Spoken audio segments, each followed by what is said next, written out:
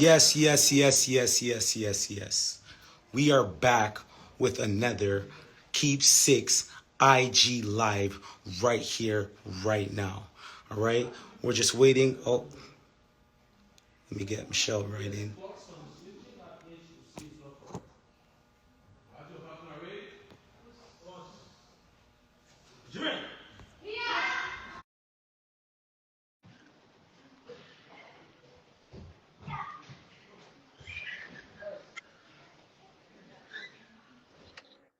Yes, yes, yes, yes, yes. One, you all right?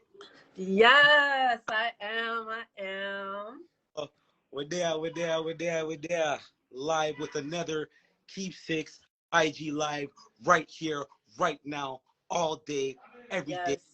All right, to empower these lovely women that are entrepreneurs in their respective lives and in their respective communities. So let's get this. Please, everybody that is joining the live, yo, feel free to share the live every day. LeBron James. All right. Grizz, you already know. Shout out everybody that's jumping in the live. Shout out. We're going to have a dynamic conversation about entrepreneurship and financial literacy. All right. So just stay tuned with us with these wonderful women that are empowering and doing their thing. All right. Let's Harpreet, you. Oh, see, that's all me right there.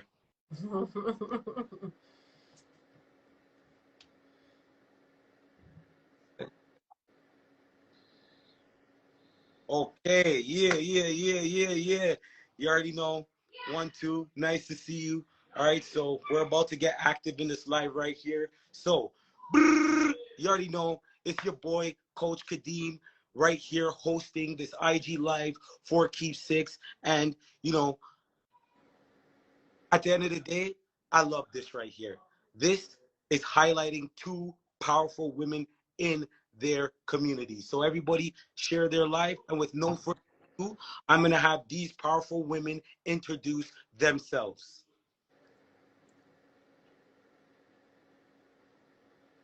Michelle, you want to go first? Okay, sure. All right.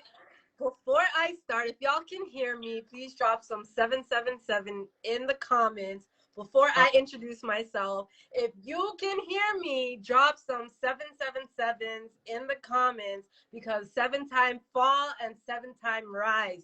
Drop Yep. those sevens in the comments if you hear me. Once I see those seven, mega start. Drop those sevens in the comments. 7-time fall, 7-time rise. Yes.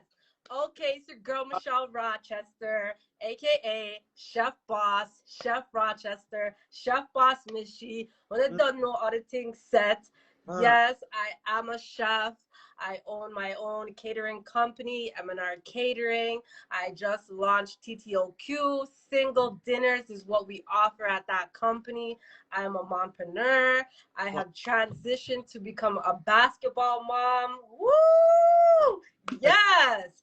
And you know what? I'm pretty down to earth. A lot of you guys know me. You guys see me from time to time at different pop-up shops. But I'm Michelle. This is me, Michelle Rochester. Oh, Michelle Rochester, and I'm a chef. yes, yes. All day, every day. Let me tell you something. I actually had the opportunity to uh, get some food from Michelle, and that oxtail was bomb. That Thank macaroni you. bomb. Them the chicken wings there, bomb. All right, there, bomb. Yes, yes, Guys, yes. doing your thing now. And my noise in the background. The class is going to be ending. There's a karate class going on. Please don't mind. I'll be muting here and there and there. All right. So at the end of the day, I'm not going to shine for our next lovely lady in the conversation right here. Good evening, everyone. First of all, I just want to say big shout out to Michelle. Super excited to be on this platform doing this conversation together with you and had the opportunity to try your food too, and it's amazing. So anybody that hasn't tried it out yet, make sure you guys hit her up for your meals. But for myself, my name is Harpreet Gill. I am a financial advisor, financial educator, entrepreneur educator. And my background actually started in social work. That's what I was doing for 17 years before I transitioned over into financial services. Entrepreneurship has always been, I think, a part of my DNA. I've always tried different businesses, but financial services definitely wasn't the place that I thought I was going to see myself in. Really just wanted to learn for myself and improve my own finances. And the more I learned, the more I started to realize that social work ain't it. I got into that industry hoping to create some sort of systemic change, but you realize, 17 years later, that you can't create systemic change in a system that's designed to keep us down. And the only real way for us to make some sort of change in our community is through ownership. And ownership starts with financial literacy first, because if you don't have the knowledge, then there's absolutely no way you're going to be able to get to where you need to get to. And there's no way that we're going to be able to de-shackle ourselves from the chains that have been holding us down for so many years. Facts. Facts on facts on facts on facts all day, every day. All right. I actually had the opportunity to purchase life insurance from Harpreet. And honestly, like, my lifestyle that I used to live, like, that was like a no-no. But having the information and data straightened out, and Harpreet explained that to me, I'm just like, yeah, you know what? Let me try this. Let me get this. And y'all in the chat, I'm telling you, y'all should get y'all some life insurance as well, because you never know what could happen. I'm being honest. Exactly. But life tomorrow. You hear me? So now we're gonna get into the Q&A segment. Don't worry, the karate class is gonna be finished. They have a lot of energy. It's a lot of hiya and hooyah. But don't worry, we're gonna get through it right here, right now. So any one of you women could answer first. What was the biggest motivating factor for starting your business? Harpreet, you wanna go? Sure, I can go. Okay. Pretty much just like how I mentioned before, I was just trying to get my stuff in order, and what really ignited and kind of made me start thinking of things differently is when I decided that I wanted to purchase a home. I knew I needed to save for a down payment. I knew I needed to get a mortgage. I knew I needed to have all my stuff in order, but I didn't know how to do it. And although I knew what a mortgage was, I knew it was a form of a debt, but I didn't understand how it worked and what's the quickest way to get out of your mortgage debt, all of those type of things. So I decided to actually make an appointment with an advisor at the bank that I've been banking with for so many years. And I was excited. I went to the bank, ready to take some notes, ready to ask some questions. And as quickly as I got in there is as quickly as I left, because they had me put my card into the machine. They seen my account and they didn't like what they saw. And they pretty much told me to come back when I had about $60,000 in my bank account. And that's when I can ask a couple of questions. And honestly, it just kind of blew me away, because although I never really thought too deep on the banking system, because we just don't understand money to that capacity sometimes, I knew that, for one, they've been taking my money for so long that they should at least be able to answer a question or two. And the fact that they didn't was extremely disturbing to me. And, they say that, I think in most people's cases, entrepreneurships, you might have an idea of wanting to start a business, but I don't think most entrepreneurs really know what they want to start until a situation like this arises, where you're like, damn, I'm trying to get my ish together. There's a lack of resources, or there's a lack of something that can provide me to get me to that next level. And so the more I started to learn about financial literacy, it just became one of these things that I got super fascinated by. And when I become super obsessed with something, I'm like, people need to know about this information. And I figured, you know what, I've been doing social work for so many years that I got to the point where I was like up to here with it. Because there's just so much red tape in terms of how you can help people. You can make individual impact, but you definitely can't make a systemic impact at all.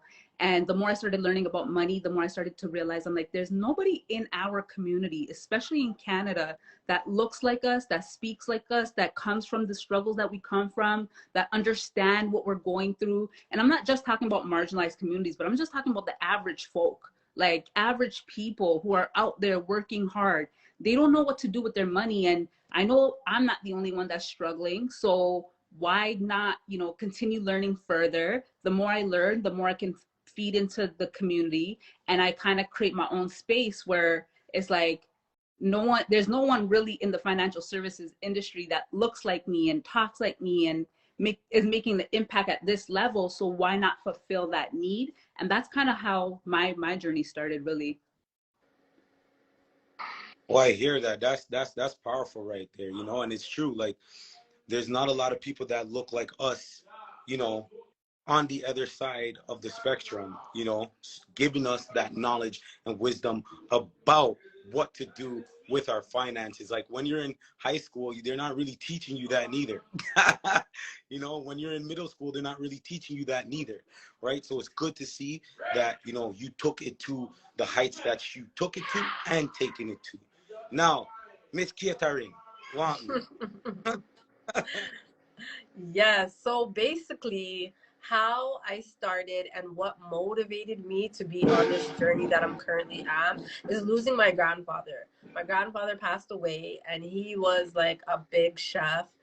Every time you saw him, he was wearing a chef suit. He was always having barbecues, always gathering people over, cooking, calling me to come over for food. So I lost him, and then I didn't grieve because this was something that was new to me. I never lost somebody so close to me, so I just immediately went back to work. I had like my family members tell me, you know what, Michelle, why don't you start selling your food? You're always cooking for free. You're always having these gatherings like your grandfather. He would be happy. He would be proud of you. And I'm just like, no, I don't think so. And like my cousins kept encouraging me and pushing me, and they're just like, he would be very proud of you. Like, just do it. Your food is already good. Just start selling it. And I was nervous. I didn't want to. And then his birthday passed and he wasn't here. So it was the first birthday celebrating without him. And then I said, you know what the heck? Let me just take a leap of faith. Let me do this as a birthday gift for him. And that's what motivated me to start my own business, to be honest with you. I just took the leap of faith and I said, okay, why not? And I'm like, okay, you know what? What am I going to name this company? And then I said, why don't I name it after myself? Because he keeps telling me, Michelle, put yourself first. You're always caring about other people and putting yourself back. So I'm like, you know what? Let me name my business M&R Catering. And that stands for Michelle Nicole Rochester. So my grandfather passing is why I decided to start my own business. Right. That's deep right there, you know, and that's some inspiration. That's like motivating. Yeah. You have a reason, basically motivating factor to why you started it. And you said one thing, taking a leap of faith. You know, I find that you got to take a leap of faith sometimes in life. You don't know what's on the other side, but at the end of the day, when you take that leap of faith and you go through your trials and your struggles and you go through your failures, you end up learning the biggest lessons from that. You get what I'm saying? Yeah, that's what I'm talking about. That one. So moving on, if you can remember, what was the biggest startup launching your business? We're going to start off with Michelle right now.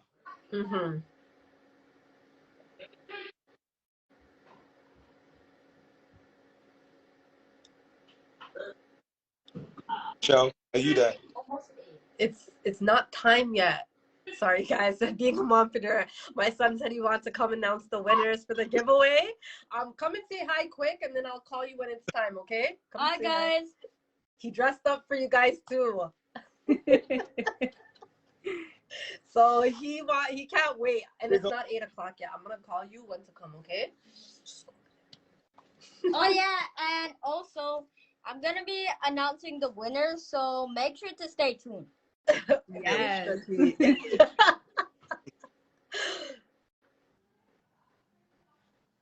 What was your what was the biggest startup cost for your business? Like, what was that? If you could remember, what was the biggest start up your business? To be honest with you, because of the industry that I'm in, you take payment first. So there was no real startup as opposed to finding out what I'm going to call my business, then designing a logo, and then printing my business cards. So that was the biggest payment I did, because essentially I post my menu and then people order and they pay me first. So I didn't really have to have a startup. So I just put business cards out. That was the first thing I did. And then, like, hustling your business cards, like, what was your strategy to hustling your business cards? Yeah. No, what was the strategy? Like, did you have a strategy for like grinding your No, I didn't have a strategy at all. Like, not at all. Basically, I created a logo on Google, and then I printed it on Vistaprint, and then I got that sent to my house, and I started using that as business cards.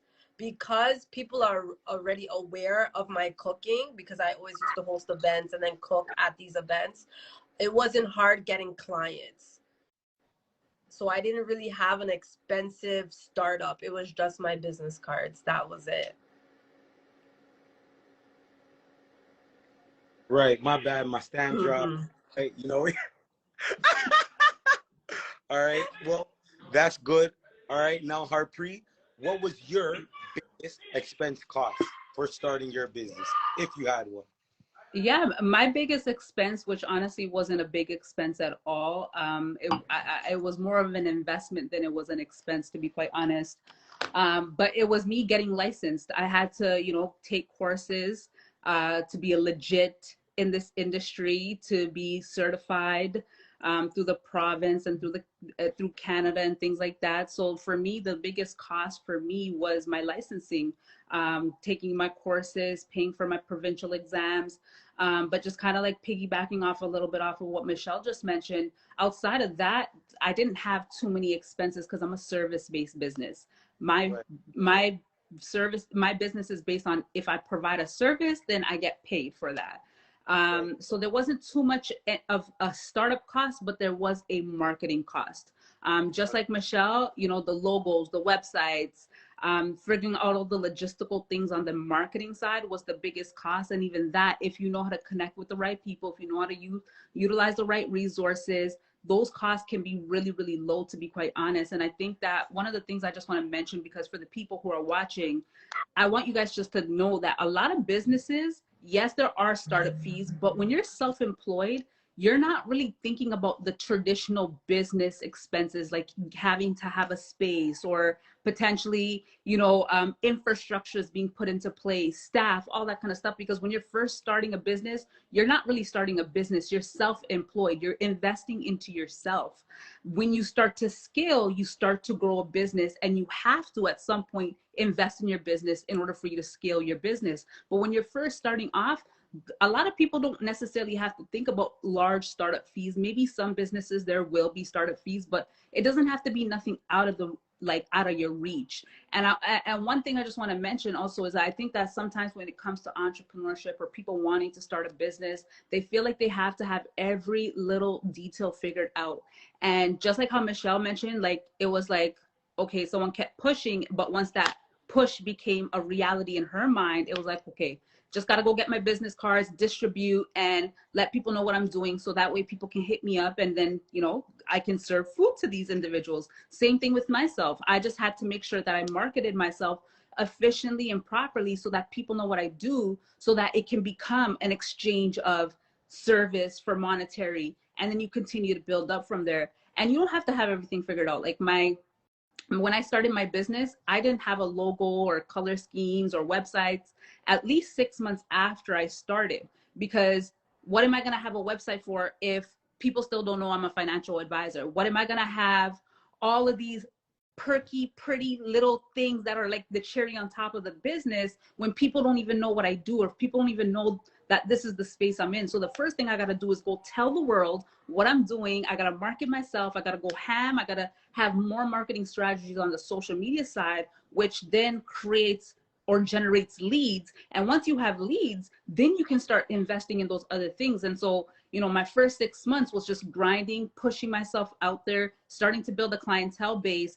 And then once I started to build that clientele base, I'm taking that money and I'm reinvesting back into my business. So that way I'm not even coming out of pocket. And it does two things for you. One, it's when you have a business expense, you don't have a business expense. You have an investment. You invest in your business, and then you get a tax write-off. You get to reduce the amount of taxes you pay. You are using someone else's money that you're reinvesting to grow your business. So I want people to also start thinking of the finance side of things as well, because a lot of times we think that we have to have everything figured out. We feel like we have to have all the money in the world, when that's so far from the truth in most people's situations. Yeah, you got to have, in some cases, like I said, some startup money. But if you're out there spending money on all this unnecessary foolishness on a daily, weekly, monthly basis, you can save a couple dollars and invest in yourself, because that's where it really starts. It doesn't start investing in a business. You don't start to invest in a business. You start to invest in yourself first.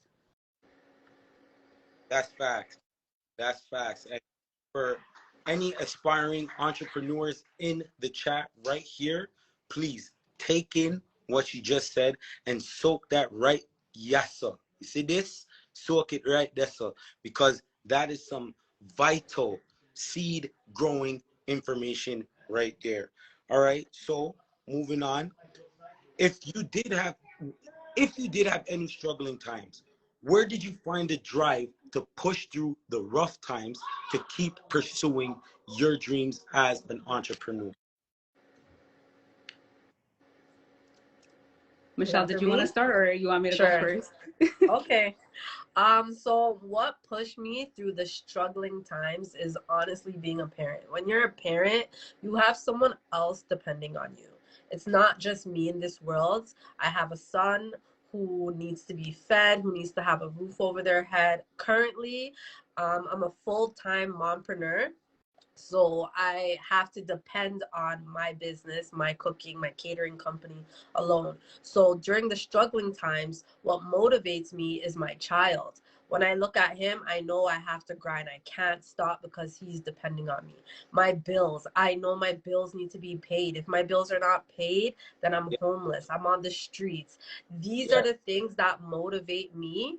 And the reason why is because I've always been a hustler. From I've known myself, I started working at the age of 14. So I always have that natural drive to always want to work, never give up. But what continues to push me and what motivates me on a daily basis is my son. Every single day, he wants something new. You know what I mean? And children are expensive. So going through the rough, struggling times, once I look at my son, I'm like, okay, you know what, Michelle, get up, get to work. You're the only one in this job. You're the only employee. You're the driver. You need to work. And that is my biggest motivation, because as a parent, it's not easy. It's a full-time job as well. So I'm juggling parenting, I'm juggling being my own business owner. And then when like sales are going low, I try to figure out new tactics, because I am a parent, because I have someone else relying on me, because someone else needs to be clothed, someone else needs to be fed, someone else needs to go to school, they need books, they need so many things. And that is what pushes me. Being a parent was never planned, it happened.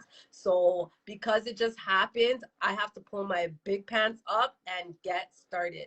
So that really motivates me 100%. Anytime I'm struggling, I remember my bills, because my bills are every single month. So that is a constant reminder that I cannot be lazy. I need to post, I need to get shit done, I need to continue, because if I don't continue, I can't say, you know what, I'm just going to miss one day and my paycheck is going to be, you know, maybe 44 hours or 50. No, if I don't work one day, like my whole business doesn't get no income, because I am the business. I am the face of the brand. I am the business. I am the chef. I'm everything. So I am so grateful to have my son as a daily motivation. I live with him. He reminds me every day how expensive life is. So that is the number one motivating thing to push me in my business. Right. And let me, Yes. you were grinding from high school days because Yes, actually, I I, was. oh my, Absolutely. Like yeah, it's always been in me, Kadeem. You know this. I've been working from the age of 14, and that's not even legal in this country, okay, guys? I've been working at McDonald's from age 14, so I understand the skills and the mindset of being an employee and being a boss, because after that I've always had management position. So I understood the assignment, and it just pushed me even more being a parent. right. So in karate, like I kind of just said it right now as they're ending the class, but a sign of respect, what we would do is go like this, us. So respect to you for that and keep grinding because out here all day, Yes. Ron James. Now, Harpreet, let's get it. Well, for myself, I would say like the three top motivating things that makes me continue to push past the challenging times are vision, purpose, and impact. For Mm, me, I didn't get into this industry because I thought I can make a lot of money. I didn't really think about that side. I didn't know anything. I was naive to that side because I didn't come from a financial background. Like I said, I came from a community-based background. My purpose and my vision has always been to impact people in a way that's going to add value to their lives. So what can I do for other people to add value to their lives? And so when I came across this, I guess, newfound knowledge of financial literacy, I knew from the get-go, like the vision was there from the get-go. Like what's happening right now is visions from 5-6 years ago. This is not like I just woke up and this is what I wanted to do. I was always on this road of fulfilling my purpose and making impact in people's lives. And then when I found the vehicle that can make the most impact in the most efficient way and be able to get us there in the quickest time possible, that's what kind of motivates me on a daily basis. For me, I don't need a vision board. I don't need someone knocking on my door reminding me. I don't need a boss telling me what I need to do. That my vision board is planted in the forefront of my mind. mm, Like I work on my vision day and night and day. I don't make my life revolve, or I should say, let me rewind that. I don't make my vision revolve around my life. I make my life revolve around my vision. And so if cool. it's not serving purpose to me getting to where I need to go with my business, with making an impact in people's lives, with serving my purpose and fulfilling my vision, then I'm not really doing it. I'm not. Someone asked me the other day, oh, can we link up on Saturday late night club times? I said, hell no, because on Sunday I want to get up and work on my vision. And if you derail me from going out on Saturday night, I'm not doing it. I'm not doing it. It's planted in the forefront of my mind. So every single day I gotta get up and do it. And am I gonna act like there's no challenging times? Absolutely, there are challenging times. But I think that even people have to understand that everything that you go through in life prepares you for the moments that are ahead of you. And so for me, challenging times don't really exist. I don't believe in challenging times. I just believe in moments that happen and you got to figure out a solution to those moments and you push past and persevere through those things, because there's nothing in my mind outside of the fact that God has to literally take my life for me to stop me from getting to where I need to go to. So every morning when I get up, I have a routine. I put that routine in motion every single morning until the second I put my head onto the pillow and I go to bed. So for me, it's all about vision. It's all about fulfilling my purpose, and it's all about making sure that I leave an impact on people. Like I want to make sure that when people encounter me, they are left better than how they were. Whether I was able to help them in that moment or not, I want them to at least feel like, yo, that girl, she made me feel some kind of way. She made me feel better about myself. She made me feel like I can do something in my life. She made me feel like even though I can't get my finances in order right now, she left me feeling like it is possible. So for me, those are the things that kind of like motivate me and push me every single day. I'm not gonna lie, like like you post some stuff on your story that I hear, and I'm just like, word, yo. I can't lie. Like almost as if like you're able to hold the individual accountable, and you don't even realize you're holding them accountable. The reason why I'm laughing is because Grizz in the chat, he goes, Kadeem, church Sunday, basically like, yo, that's financial literacy sermon right there. That's why you are the woman who you are, because I feel like God put that vision in your brain, and now you're making that vision, this film in your brain, an actual reality, helping people. I'm telling you right now, guys, I did not want to get no form of insurance. Me not like insurance. I used to feel the same way too. Right now we have had a flood, and you know, I feel like the insurance is trying to scam us by certain things. But the reality is, without that non-insurance package, if we didn't have basic all the damages that happened, we wouldn't be getting compensated for. The floor wouldn't be getting redone. All these things. So at the end of the day, insurance in certain areas are necessary. And I'm telling you, once again, hit up Harpreet for whatever financial coaching, life insurance, etc. And now we're moving on. And guys, I just don't. wanted to even touch on something too, because I remembered after the fact. What also motivates me is myself. I post things on my page to remind myself. So every time I go on my own page, I have like a flyer of myself, of course, and I have like a description. Sometimes it's something I think of, or sometimes it's something I remembered in the past or seen. But these are daily reminders to myself. I always put these on my Instagram page. I'm on Instagram 24/7, so that's what motivates me. I post these things for myself, and when I look at it, I'm like, damn, okay, thanks, Michelle. Like, I remind myself, basically. Right. So that's what I wanted to add as well. You too. Like, I look at your page, and I message you. I'm like, yo, I needed to see that. I needed that. You know, and then when I look at the food, I'm just like, yo, I'm hungry. You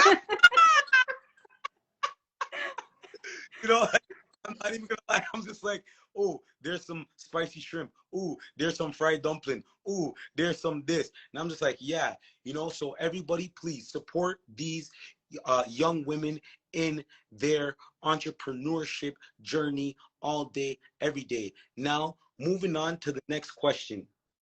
If you were to look back at the younger version of yourself, what would you tell that younger self? Like, what advice would you give the younger self, especially venturing off to the journey you've taken and the success you've reached right now? What would you tell your younger self?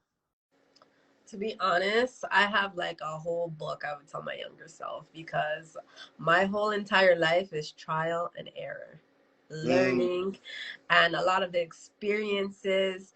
And had I known or had like a mentor to guide me through certain hurdles, I wouldn't have gone through certain hurdles. So I Right. would definitely tell my younger self, if you were to start off as an entrepreneur, make sure it's something that you love, because on a day-to-day basis, depending on what field you are in, you face different type of clients, like, you know what I mean, the good ones and the bad ones, and you need to love what you do for you to continue going through your journey. If you do not love it, you're going to give up. And Right. I would definitely tell that to my younger self, number one. Number two, I would tell my younger self that you need to get dirty. You need to get inside there and get dirty. You Right. need to put all your money inside if you want to reap, because it takes money to make money. You cannot be cheap, because when you be cheap, you're in the long run, you're going to have to redo it again and probably redo it again. So these are little tips that I would tell myself, my younger self, as opposed to now. These are the stuff that I'm learning. I would also tell my younger self to invest in your craft. When I Right. just started off, I did not invest in my business. It's as of recently I started investing in my business, and it shows. It shows when you invest in yourself, it shows. We invest in ourselves. We get our hair done. We get our makeup done. We get our nails done. Why can't you invest in your business so your business can flourish the right way? That's an advice I would give my younger self. Professionalism. Be professional. Get a professional email. Get a website. Have a signature. Copy these big corporations. It is okay to be a copycat. You need to be copying the right cat. Okay, I would tell my younger self to start going to workshops, go to seminars. I didn't start doing that until my first year and a half into business, and I attained so much knowledge because note takers are money makers, guys. These are gems that you need to be taking down. When you go to seminars, you go to these seminars and learn from someone that you want to be like. Learn from these influencers who have results. Take advice from mentors who you aspire to be like. This is what I would tell my younger self starting off. I would also tell my younger self to don't mix personal with business. When I first started off, and I see a lot of people do this, your business page is strictly for your business page and your personal page is strictly for your personal page. Do not post yourself if you're selling food on your page, because you're not selling yourself, right? You're selling the food. I used to mix this up. I used to get this confused a lot of time, but you know what? It is so important that you just stick strictly to business. I'm going to use myself as an example. I sell food. I'm not going to be posting myself drinking a glass of water or partying at the club or getting my hair done. That is what my personal page is for. So you need to learn to separate the two. This is exactly what I would tell my business. I used to put things on my business page of myself which nobody cares about. Nobody cares. They're looking at you and they're asking, why is she doing this if she's selling food? If you're selling cakes, you shouldn't be posting that you're doing your lashes on your cake page. Separate your business and your personal page. If you don't have a personal page, get a personal page. Start making your business look professional, because people look at things first before they buy things. First impressions count. These things are important, and I would lecture myself about these things if I was talking to my younger self right now, because those were the mistakes that I made in the past. I had to clean up my page, take off everything that had nothing to do with catering, nothing to do with food. These things are important. I would also tell my younger self, if you have a uniform, wear your uniform, right? If you are a nurse, wear the nurse uniform. Like, these are really critical things that I would tell my younger self for starting off in a food industry. And I would also tell my younger self, you know what? You have to block out the outside noise. You have to. If you do not block out the outside noise, it is going to mess with your mind. It is going to mess with you. People are going to always talk, whether you do good or bad. So just learn to ignore it, grow thick skin, because being an entrepreneur, you are going to go through these things. And only the toughest people will survive. People will always criticize everything that you're doing. Maybe they might not like my food. Maybe this, I gotta ignore it, because there's gonna be other people watching. So these are the type of things that you have to separate. You can post anything you want on your personal page, because that's your personal page, but keep business to business and personal to personal. And that's what I learned going through my journey. If I had someone to tell me that, I'd probably be advanced already, probably have, like, you know, a bigger business. But you know what? Nothing happens before the time. And sometimes you really need to go through these experiences to know, you know what? That is why I'm not progressing. This is why. Let me eliminate this. Let me put better quality pictures of my food. Let me start posting videos more. Let me be active on social media with my business. And then you're going to see results. I would tell myself, you know what? Your family is not going to support you. Your close friends are not going to support you, but just ignore it. Don't take it to heart. These are the things that a lot of entrepreneurs starting off in the game, they wonder why their family and their friends are not going to support you. Bottom line is, they don't have the same vision as you. They don't have the same eyes. God gave you these eyes, and only you can see your vision and your potential and what you aspire to be in the future. later on in your future, your family and your friends are going to be your number one fans, but starting off, they're not. And it hurts. It hurts. And I would tell my younger self, don't worry about it. The strangers will support you. The strangers will push you and motivate you. There's so much I would say, but I know we don't have that much time. But trust me, I got a book. You need to do a part 2. I feel you, yo. Take note, but yo, it's true. Like what you just said, like, you know, not everybody's gonna support you, especially when you're starting out. Not everybody's gonna be like, yeah, you know, maybe that's not for me. Maybe right now, you know, I'll slide back. But at the end of the day, you gotta have your own belief system. You gotta have a belief that, yo, no matter what, this vision, these thoughts in my brain, I could bring them and make it happen and bring it to fruition. That's the word I'm looking for. Exactly. Right? So Harpreet, there's so many there are so many things that I could tell my younger self. Um, a lot of the stuff that Michelle mentioned for myself, I learned that through the lessons of life, building the thick skin, rejection, isolation, all of those things. I learned those things through just the curveballs that life throws. And I think that when you are self-aware enough, because self-awareness is so important, and I think people need to understand that self-awareness is so important, because when you have self-awareness, when you go through certain things in life, you take time to reflect, to see where you are at, what mistakes you've made, what improvements you can make, all of these type of things. So for me, when I came into business, a lot of people didn't believe in me. My closest friends and family, same thing as Michelle, didn't really support me much. But for me, I didn't care about any of that. That stuff never fazed me, not one bit, because I've always been told you can't, you're not smart enough, you're not this, you're not that. And for me, I've proven time and time again, not to other people, but to myself, that I can do anything that I want to accomplish if I put my mind to it. For me, I would tell my younger self, I think that maybe the two most important things is explore, and never limit yourself based on the things that you think you're good at. Because for one, exploration, I think that when you explore life, the more you get to learn about yourself. The more you put yourself out there, the more you're going to get to learn what you like, what you don't like, what you hate, what you despise, what you can deal with, what your pressure points are, what your tap out points are. You get to learn those things through life experiences. So for me, I was always good at taking opportunities when it came to like making money, work, things like that. But I was always limiting myself in a sense that I'm good at this. This is what I'm good at. So I'm going to stick to maybe this.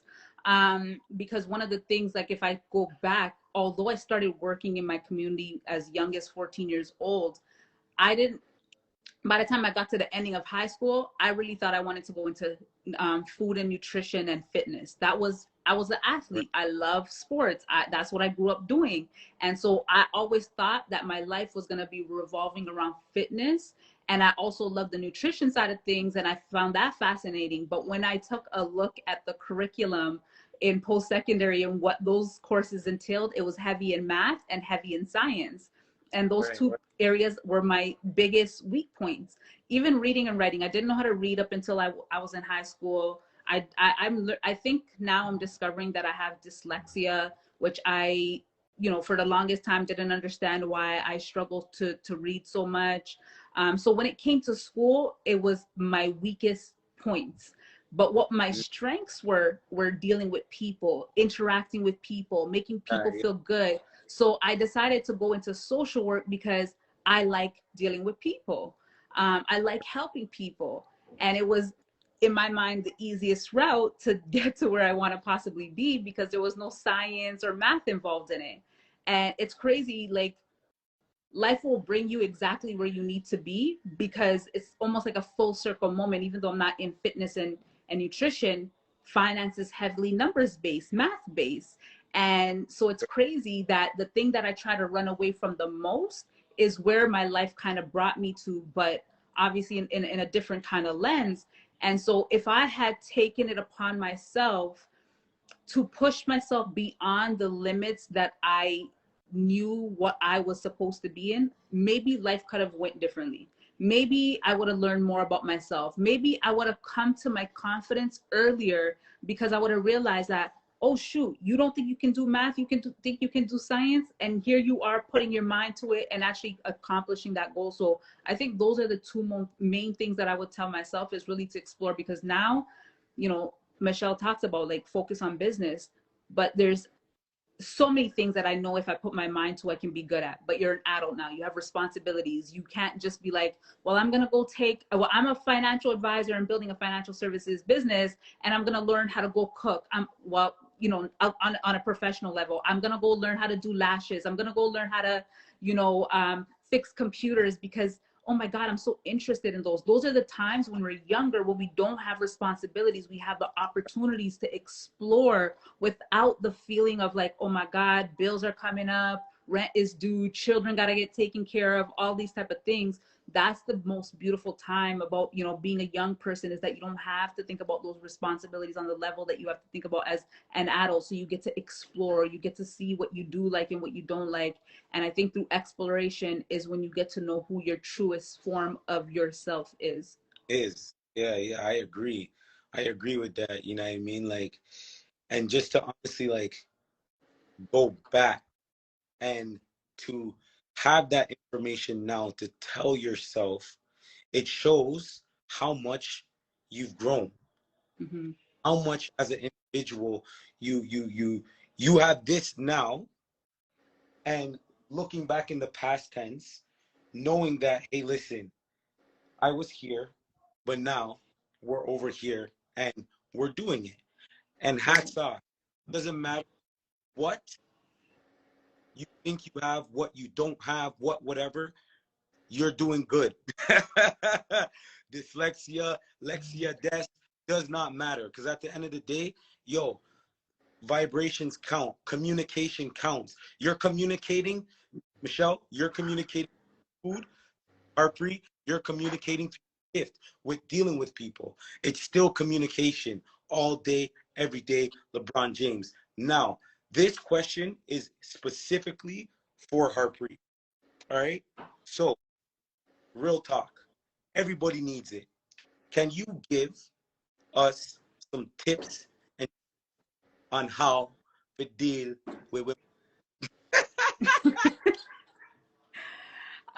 There are so many things to cover in this area, but before I kind of talk about a couple of the things that people should focus on, I think that people need to understand that there are levels to this game called life in every aspect, whether it's you learning how to be a mother, whether it's you learning to be a financial advisor, whether it's you learning to fix your own finances, whatever area in life you're, you know, focused on, there are levels to that. And I think that when it comes, and particularly when it comes to finances, through my experience, people want to go from here to here overnight. And there is no over here to here overnight. There are steps and there are levels and there are things that you got to do. When it comes to finances, people are all gung ho on everything that they see on social media, NFTs, Bitcoin, this, that, the other. And I'm not saying those things are bad things. Those things serve a purpose, but most people don't have money to invest in an NFT. Most people don't have money to invest in Bitcoin or cryptocurrency. Most people are drowning in debt. Most people can't even have their habits formed right in terms of, you know, making sure that they can keep X amount of dollars every month. Cash flow is huge. Most people don't have the cash flow. So they don't have the cash flow, but the first thing you want to do is invest in Bitcoin before you take care of your debt. You want to go buy NFTs because everybody's creating up this hype about NFTs. And if you're in a position where you can lose a lot of money, you can, and you're comfortable with that, go ahead by any means. But if you're drowning in debt, you need to take care of the fundamentals first. So first, learn about insurance, because everybody wants to think about insurance when it's too late. And that's not how insurance works. You need to protect yourself. When it comes to investing, remember, forget your house, forget your stocks, forget your retirement fund, forget all of that stuff. You are your greatest asset. If anything ever happens to you as an individual, whether you die, that means it's going to impact your family's income, or whether you're alive and you get sick. And just like people don't talk about their finances, people don't talk about their illnesses as well. These things impact your finances on a tremendous level. So you got to protect yourself. get out of debt. And when I'm talking about debt, I'm talking about bad debt, because there's bad debt and there's good debt. Get into all the good debt you can possibly get into, because it's going to build you lots of riches and it can build you wealth as well. But if you're in bad debt, take care of that first. You should not have, you know, debt because you went on a shopping spree, but you can't pay that debt off by the next pay. Like, you should be able to make whatever you put on your credit card, you should have that money in your bank account 3 to 4 times over before you even purchase it. Make sure you build up your emergency fund. People underestimate these things so much. An emergency fund is exactly that, emergency fund. God forbid something happen funds, your safety net. Because if you think about your investments as a safe, what do you call it?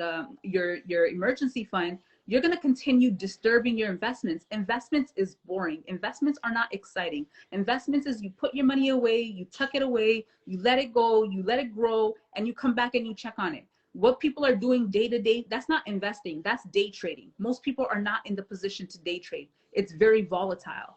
And then you want to think about investing. Once you've gotten those foundational pieces down, then you want to think about investing, because investing is crucial. We see inflation, the cost of living is going up. So we got to make sure that our dollar, our buying power is increasing every single day, because like Fat Joe says, yesterday's price is not today's price. So your yesterday's dollar should not be, today's dollar should not be yesterday's dollar. It should be increasing every single day. And so when you have these 4 things in mind, you're going to be able to create a solid foundation when it comes to your finances. You're going to be, you know, protected, because it takes a lifetime to build riches, but all it takes is one situation for something to happen and you can lose everything that you worked so hard for. So you protect yourself, you get out of bad debt, you build up your emergency fund, and then you invest. That is a solid foundation. And what do your investments look like? That can look like anything. Some people love investing in stocks. Some people love to invest in crypto. Some people like to invest in themselves. Me, for myself, I love to invest in business ideas, and I love to invest in myself. Those are my 2 biggest forms of investing. And real estate as well. Those are my 3 top ways of investing. But does that have to look identical for you and myself? Absolutely not. Everybody's investment goals are going to look different. And there are a gazillion things that you can literally invest in. So it's important to also, you know, tap into somebody like myself, who's a professional, who's not going to judge you because you're not where you want to be. Guess what, guys? When I first started, I was $32,000 in debt. I was not in a position to say, oh, you know, I have everything in order. No, I was getting myself in order while I was helping other people in the process. And so, you know, you don't have to have everything figured out, but it's important to speak to somebody, because everybody wants to get advice from their barbershop and their barbers and their friends and their aunties, but they're not financially where you want to be. They're not doing anything financially that you want to do. So why are you getting advice from somebody who doesn't have the right knowledge? And that's the problem, I think, in our communities as well, is that we're constantly seeking knowledge from people who don't have the expertise in that area. Facts. My barber is trying to make me sign up for something right now. I told you, and I'm like, no, I gotta go talk to my work. He's trying to make me sign up for this. Like, no, I don't know, I can't. No, I don't know. No, so this one's for you right here. Okay? Who in your industry do you think is your biggest competitor when it comes down to food? And remember, everybody in the chat, competition could be healthy. You don't have to be a hater to compete. Competition can be healthy. So who do you think your biggest competitor is? Okay. I'm just gonna be real right now. My biggest competitor is TTOQ and M&R Catering. And the reason why I say this is because when I look at chefs in Toronto, no one's really doing what I'm doing right now. Like, a lot of people are doing appetizers only, or maybe they're only doing seafood, or maybe they're only doing seafood boil. That's not what I'm doing. I'm doing Caribbean, authentic Jamaican cuisine. That's what I'm doing. So yeah, man. be my own competition, because when I try to, stalk people on Instagram, I'm not seeing people do what I'm doing. I'm not seeing the fine dining with Jamaican food. I'm not seeing this. I'm seeing more like chicken and waffles or shrimps appetizers or like cold cut sandwiches. So my biggest competition is myself. And then when I look back at myself last year or 2020 or 2019 and I compare myself to now, I'm like, wow, okay, I see some growth. Let me start stalking other people. And I stalk a lot of chefs in the US. I don't see them as competition, again, because they do completely different foods. They do like their soul food, so they do like candied yams and mac and cheese, and I don't really specialize in that. I'm more specialized in rice and peas and oxtail and curry goat and things of that nature. So what I do is pick little things from here and there, and then I'm like, you know what, let me try to put that into a Caribbean style and see how it's going to turn out. So my biggest competitor is myself. I always compare myself to myself, and then I celebrate all my wins. So if I see that, you know what, you just hit a milestone, you got 5 catering orders in one day, congratulations, celebrate. So that is my only competitor. I've tried to search and see if I see anybody in the GTA or Toronto doing something similar to me. And if they are, they never last. Like, they're always in business for like 3 months, 6 months. So it's like I can't even have a healthy competition anyways. You know what I mean? If I wanted to compete with them, I can't, because they already gave up. They gave up on their dream already. Okay, and that's why I have to compete with TTOQ and M&R Catering, because I've been in business from 2019. I'm still in business. I have never given up. I've always kept going. I've kept the momentum alive, and it's because I compete with myself. Literally, I compete with myself, and then I stalk other chefs online, and I try to mimic what they're doing and try to apply it to like the Caribbean. Like, hello, I just moved over. Like, I try to apply it to what I'm doing, right? I didn't start off doing luxury style catering. I started off just doing catering, and then when the pandemic hit, I switched and I added single dinners, and then when I started stalking other chefs, I'm like, they're blowing up. Let me copy what they're doing. They're blowing up. And then when I started upgrading, I upgraded, okay, from wire warmers to like stainless steel aluminum warmers, okay? I started seeing growth. Like, every weekend I'm busy, and it's because my competition is myself, really and truly, because I feel like a lot of people, they don't really have a clean heart or a clean mind. So when they do have somebody in the same city as them doing the exact same thing as them, they really feel intimidated. I've never been one to be intimidated by nobody. So this is why I just compete with myself all the time. I always scroll down on my Instagram.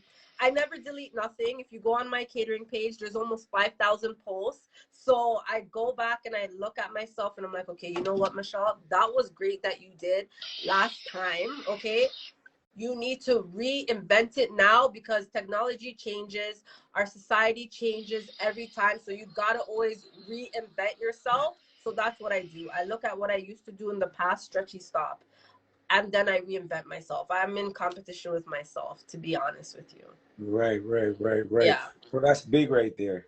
That's big right there. I'm not gonna lie. Being in competition with yourself, because honestly, you could honestly be your biggest hater. Exactly. You can stop yourself from growing. You know what I mean? So that's honestly big right there. But me know say Stretchy Stretchy already pointed to the time. He's like, Mom, it's time. It is time to announce these winners. He came with his board, lighting it up. Okay, let's show them. Stretchy, you want a drum roll? Man came in his ninja suit. And he said, Mom, I need to come on live with you. I said, honey, it's not this type of live. Please. So I said, okay. All right, Mom. So yeah, introduce yourself, please.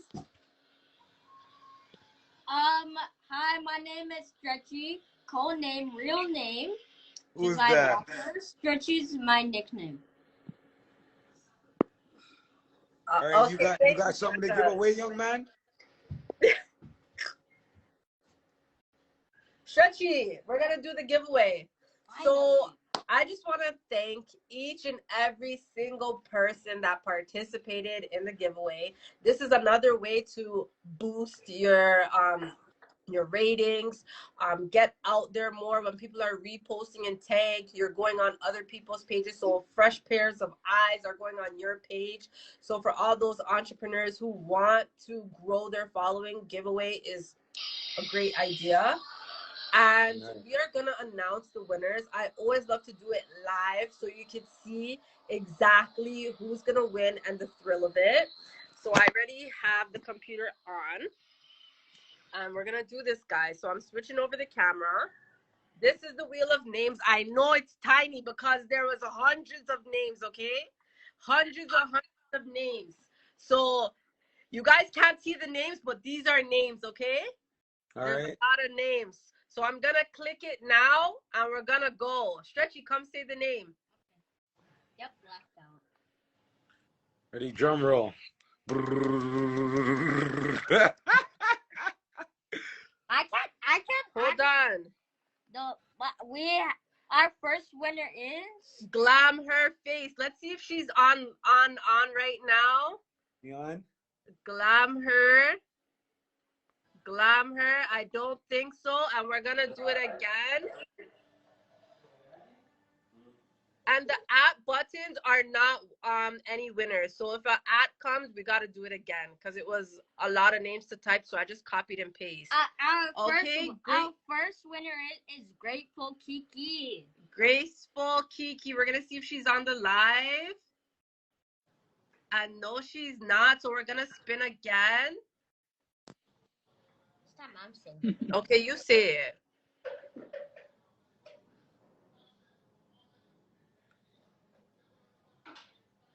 Our first winner is African Princess. Woo!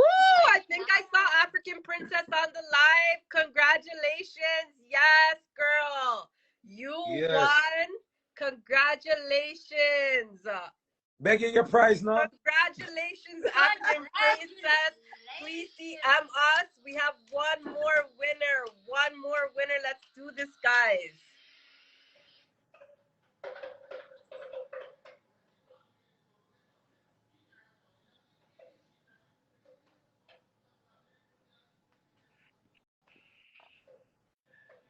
Our second winner is... that's a default because it says reply because I copied and pasted everything, guys. So we're going to do that again. Quick clock.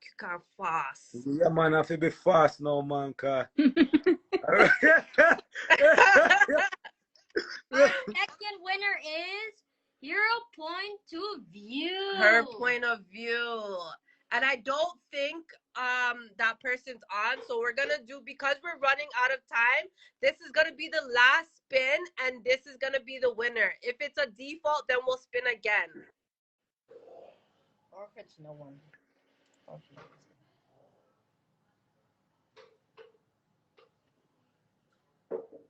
Our second winner is My Passion Passport. I don't... No, she's not on here. Yeah, she's not on. Still have time, Kadeem? Or can I spin again? Or can we leave it at this? Boy, Sai, you know I said, respectfully, you know what I'm saying? We're really strapped for time. Spin again. Right? Spin again. We are strapped for time, Stretchy. Okay? So, first of all, I just want to thank everybody that came out to the live. I am thanking both women for being, I'm thanking both of you powerful women for being part of this live. And I encourage you to keep going and motivating and inspiring even individuals like me. Like, honestly, good information empowers a king. Good information empowers a good man. And at the end of the day, y'all women are doing it big. So keep going. Thank you so much. I quickly just want to shout out Richard Miller. Keep doing your thing. That's my mentor all day. Keep Six Executive all day, every day. For all my brethrens, Grizz, at To Live, Germs, you already know. Thank you for coming out. Thank you for being part of this live. And let's get it, y'all. Thank you Wait. so much. Wait. Thank you. Wait. No problem. Thanks for having me, Kadeem. Wait. No problem. Stretchy, Wait, you know what? wait. Harpreet, if you gotta go, No, wait. you could go. All All right. right. Can we please You already spin know. again? All right. Okay, Thank you for Stretchy, I having me, know you want to Kadeem. spin again. I have Okay. something to say. All right. Bye. Okay, bye. Wait. So, Bye, Stretchy, Harpreet. If you don't at least spin the wheel one more time, I swear I'm gonna come in your house and bam. Stretchy. oh, Bam. okay. You, That's you all. already know, Michelle. Huh? So if you want to quickly, I mean, Okay, yeah. So I'm gonna spin or one more if you time. pick somebody in the chat. Pick someone in the chat. Yeah, if you pick somebody in the chat, I don't know if you want to pick Okay, somebody in there's the chat. no one. So I guess let me just spin one more time and see who wins. And then this is the final one. I have another shadow. The second winner. Oh, it's Graceful Kiki profile picture again. Wow. Okay, so she won twice. Wow. I guess she's supposed to win this. She's supposed to win it. So you're supposed to win that. Thank you so much, Kadeem, for You already know, allowing me Michelle. to be a part of this platform. No Stretchy, you can go problem. All upstairs day. now. You can go upstairs now. Thank you. No, Like just this is what I'm talking about. This is my daily reminder. He's expensive. He's wearing a uniform, okay? Like I he's feel wearing you. a full-blown uniform that was expensive. So it's like he's my daily motivation to always keep grinding, period. Right. On No, for top sure. of the grind that I had from before. Right. Well, if you want, Michelle, I'm dead serious. You could bring him over here. I will. If you Most bring him over here, definitely. I'm telling you. I'm telling you. But I anyways, you will. already know. Thank you so much. No Keep problem. going, Thank mompreneur. you. I respect you. Keep going all day, every day. We out. All right. Thank you. Take care. Yeah, man. Take care.